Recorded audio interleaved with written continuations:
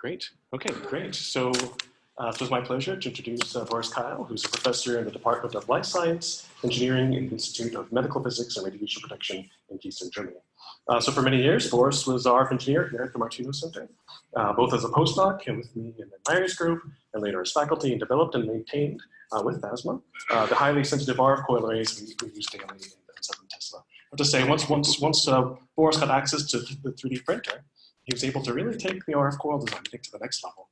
And we benefited enormously from your help. I'm really looking forward to hearing about your adventures at 7 Tesla. Okay. Oh, thank you, John, and thank you for inviting me. Yeah, the 3D printer changed the world, and I thought it would free up my time, but it did not. I will say something later on for this. Yeah, so I just want to talk about the coil that John just introduced. When I came here 2009, this was my official appointment. Before 2007, I showed up as an intern, and I met Larry, I met Andreas, I met Graham, and I learned a lot from Graham, all the details about coil design. And especially I got this, I think the right spirit from Graham that I didn't look too much as it is, not only as a science and as an engineering project, also more like an art project, like a playground for creativity. So this spirit I took from Graham, and now it's my time to pass this on to the next generation, to my students. And then when I came here, so my first job was to use Graham's technology and bring it into a way that we can use it for daily use, or bring out a prototype into a more like robust way. Occasionally coils were spiking, and I had to, my job was to make it stable over time and doing this high resolution FMI imaging with Christina and with John. And so this was my very first project, and the center was pressuring me quite a bit because they had a bunch of grants lined up. They wanted to scan clinical studies at a 70, and so we had to come up with a coil that was able to scan all these patients. And then we started the classical way. Simon built us this beautiful handcrafted fiberglass helmet, and I started putting loops on. And one of my first ideas is I wanted to move all the components like preamps right onto the helmet. I wanted to get rid of all the cables in between the preamp stack on the back and the helmet.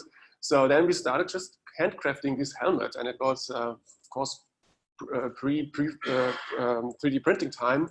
So we machined all these little shelves where we put the components on and tried to make it very steady and stable. And just a little walk through this coil.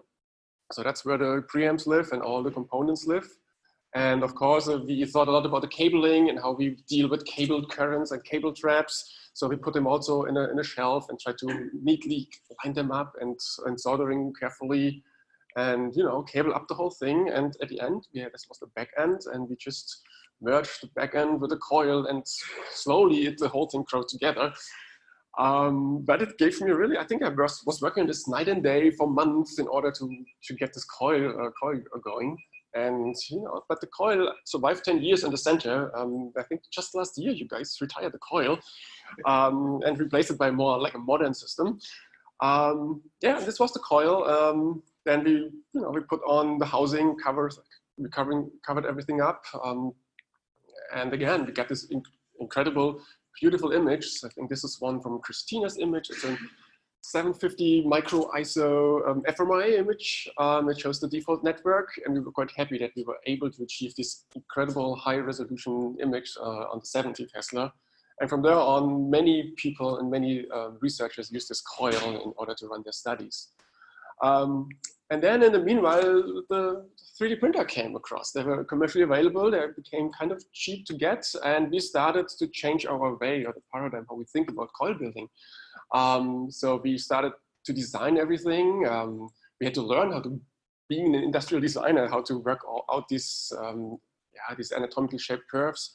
Learned how to do surface modeling, and then put everything to this printer. And I really thought, great, this saves my time. I can sleep at night. I don't have to stick at night in the lab and have to solder. And I can finally meet all these friends I met in the center.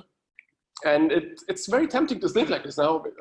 If this helmet, has everything there, we just put all these components on. If the components are ready, it's almost looks like we built coils on like putting together an IKEA shelf. So, you put this on. And once all the little components, does it work actually? No, we have to go through. If once you have all the little components on, then you start putting the loops on. Like, see how it works. So you start, you put each detector solder them on, and after a while, you populate the whole array.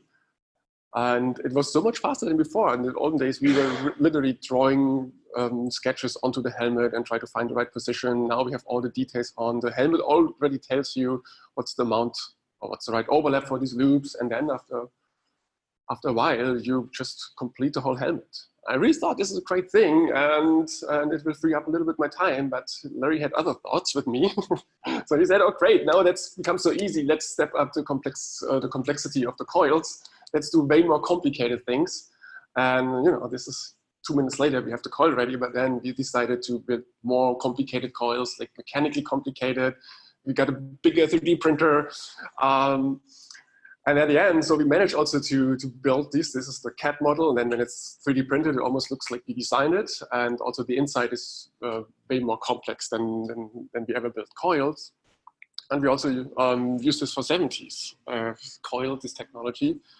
We wanted to go for smaller loop sizes, for many, many loop coils. And so we were always interested how far or how small we can get with loop sizes. And we plotted this graph where we can see what we call the unloaded to loaded Q ratio. It's a ratio that tells us about the noise distribution between sample and electronics. And there is a line that we call the equality line. Here in this line, we have the noise distributed equally in our circuitry and in our sample. And usually what you don't want to have, you don't want to go under this line with your coil. And you see clearly advantages at 70 because you have this high conductivity at tissue at 70. You can achieve way more smaller loop sizes, and we achieve still what we call the sample noise dominance. So we have a little bit more overhead in how small we can go.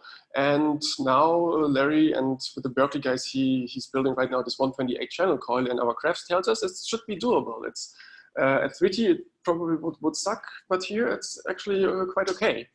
And we did a pre-study with this.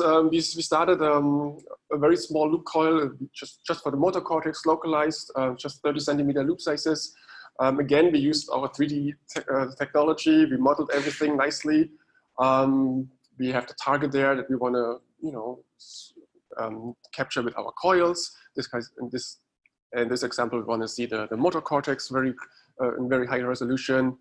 And of course, what we do, we really want to think about the whole process when we build this coil. It's not an evolution process anymore as we started when we did the helmet with fiberglass. Now we plan everything when we do these coils. We have the details on, we put the preamps on. Oops.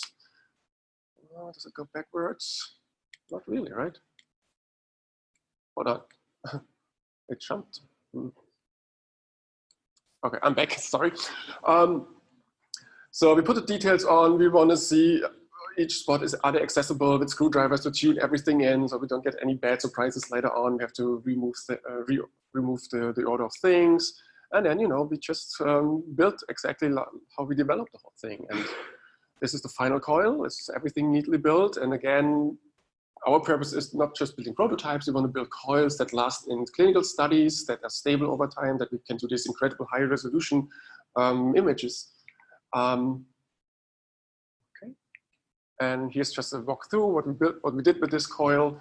And of course, we used a 3D printer. Then we built a transmit coil around it as a bird cage. And we get this incredible high signal to noise ratio compared to the 32 channel head coil that John loves so much. Now we made it even better, at least for local area in the brain. We got almost 100% signal to noise ratio. That's a weird jump. I don't know why it does it. Sorry for that. So we got a 100% increase in SNR in the target region. Of course, because it's a local coil, the center is not as good as we see in the 32 channel whole head coil. But we were quite happy with this, and this was the kickoff to build a 128 channel coil now in the next for the next project. Let's see. Does it go? It's funny, but okay. I'm sorry. Let me go back. There's a. I think it sticks on a. Yeah, a few arrows. Yeah. Turn it back on. Yeah. Sorry.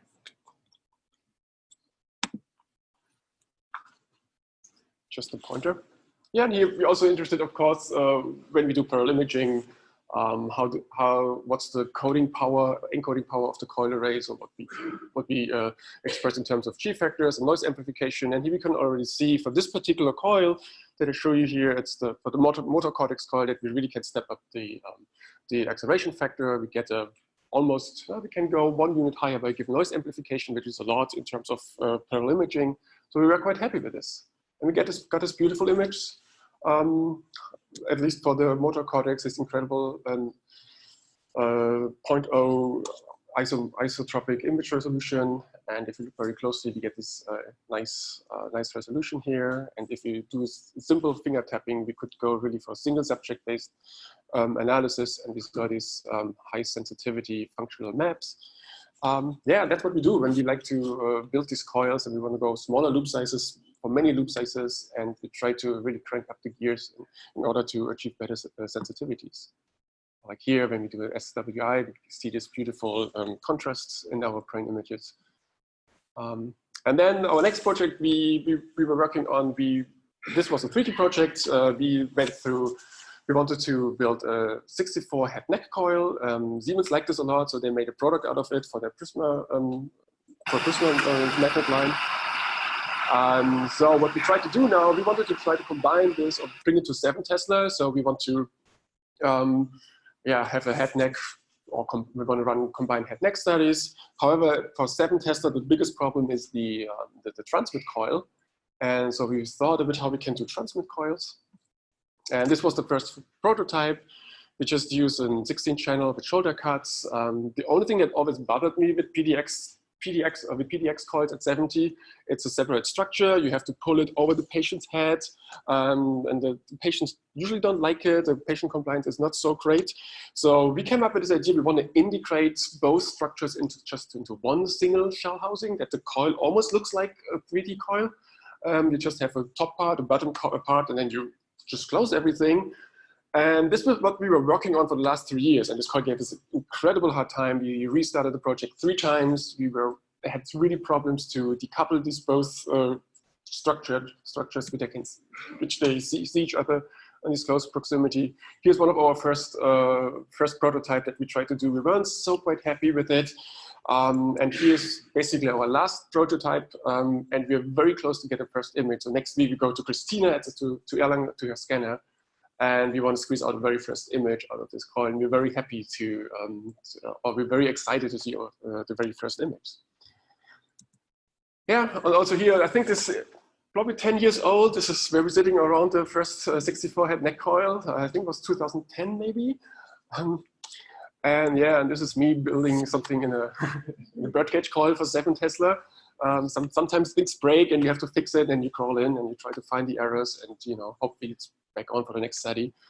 And yeah, for this I would like to thank everyone, and thank you MGH. It was a great time being here, and I still like that we have a bunch of projects running, and I come back a couple of times during the year. Thank you so much.